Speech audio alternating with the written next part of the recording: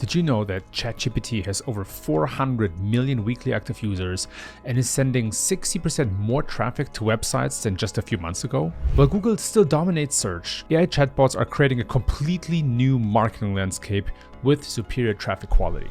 In this video, I'm breaking down 14 research studies to reveal how important the AI chatbot optimization is, how these platforms are influencing purchase decisions, and the surprising brand bias that could be hurting your business. I'll show you exactly how to gain visibility on ChatGPT, Perplexity, and Gemini before your competitors do, because while SEO isn't dead, there's a massive first mover advantage happening right now that most marketers are completely missing. Stay tuned to discover why 70% of ChatGPT queries represent entirely new types of user intent that traditional SEO can't really capture, and the specific content strategies that will position your brand for the AI-driven future of search. How valuable is AI chatbot visibility?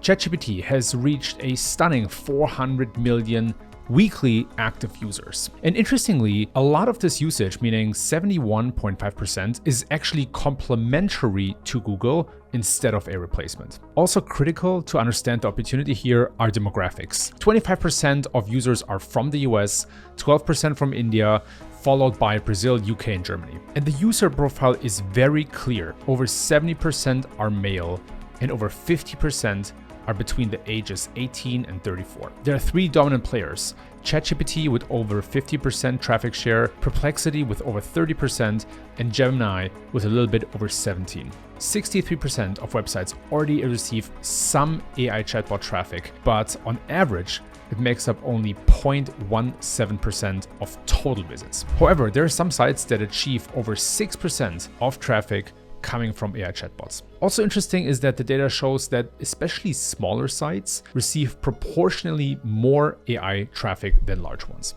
When it comes to purchase decisions, the data shows that ChatGPT recommendations increase product consideration, especially for brands that have generally low awareness. A study found that 25% of British consumers use AI while shopping online, and that number has grown by 10x between just July and September of 2024, and now equals about 10 billion visits. 20% of people use AI for shopping to find deals, 19% to find specific items, and 15% to get product recommendations. How to grow AI chatbot visibility.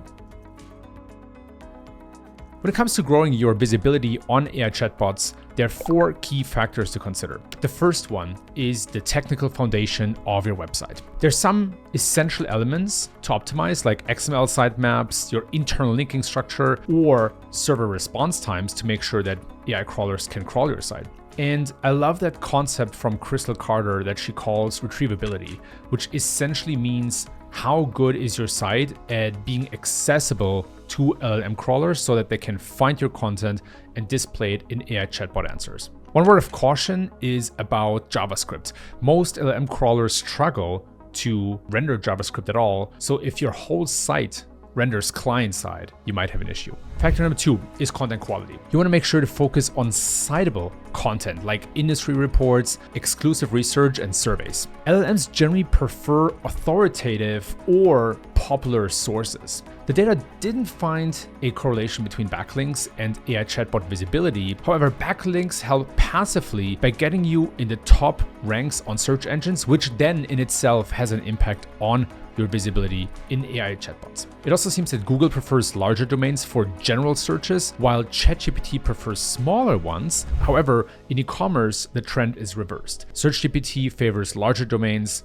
Google smaller ones. Factor three is the correlation with search results in classic search engines like Google or Bing. The correlation between ranking on page one on Google and getting mentions in LLMs is pretty strong, with about 0.65. On Bing, it's just a little weaker, with 0.5 to 0.6. The overlap between Google Perplexity and ChatGPT search results is only 25 to 35%, so a lot of these models act very autonomously. And of course, important to know that ChatGPT search shows a higher overlap in general with Bing than with Google, simply because ChatGPT is using Bing search results to weigh their answers. Factor number 4 is platform diversity. YouTube is the third largest domain for ChatGPT referral traffic, so it gets quite a lot. But also social platforms like Facebook and LinkedIn appear in the top 10 of traffic referrers. In e-commerce, the classic big platforms, Amazon, eBay, Walmart, they all dominate retail search in AI, just like in classic Google search. So you want to be present on these platforms when you're an e-commerce merchant. How people search on AI chatbots.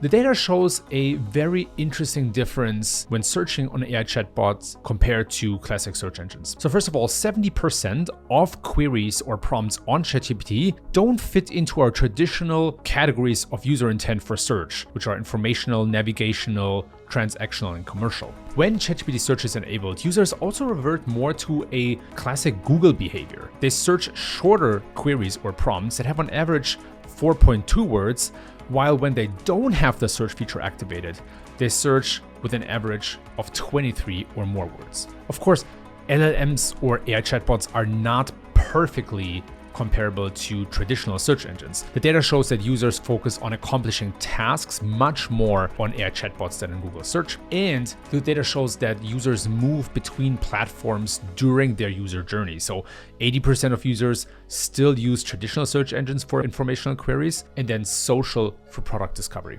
Also interesting is the traffic distribution. AI chatbots direct 22% of traffic to homepages, while Google sends only 10% of traffic to homepages. And despite sending people to the homepage, engagement metrics from AI chatbots remain superior. So we can derive that AI chatbots essentially prepare users to make a purchase decision before sending them to websites, and that's why it works out when they land on the homepage. Generally, I think it's uncertain whether AI chatbots will keep acting like traditional search engines or develop their own factors to rank brands accordingly. But there are also challenges that companies face on AI chatbots.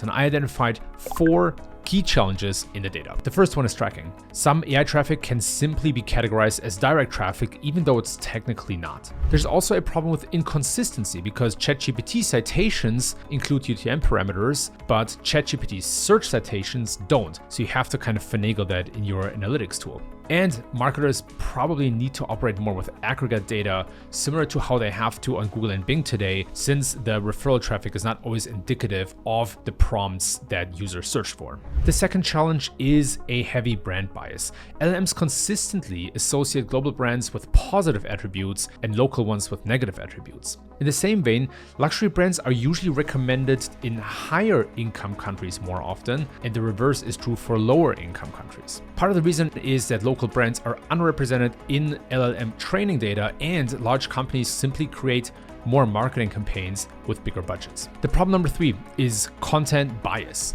AI simply tends to match the emotional tone in their answers to the prompt or question. They also heavily rely on US sources, and they will sometimes mix unreliable with authoritative sources. And challenge number 4 is about trust. 50% of users trust AI more when the output or answer has been reviewed by another human. And a lot of AI answers include uncertain language to avoid strong positions, so we have to factor that into account as well. Future outlook. So where do we go from here? We kind of went from machine learning to LLMs to now reasoning models.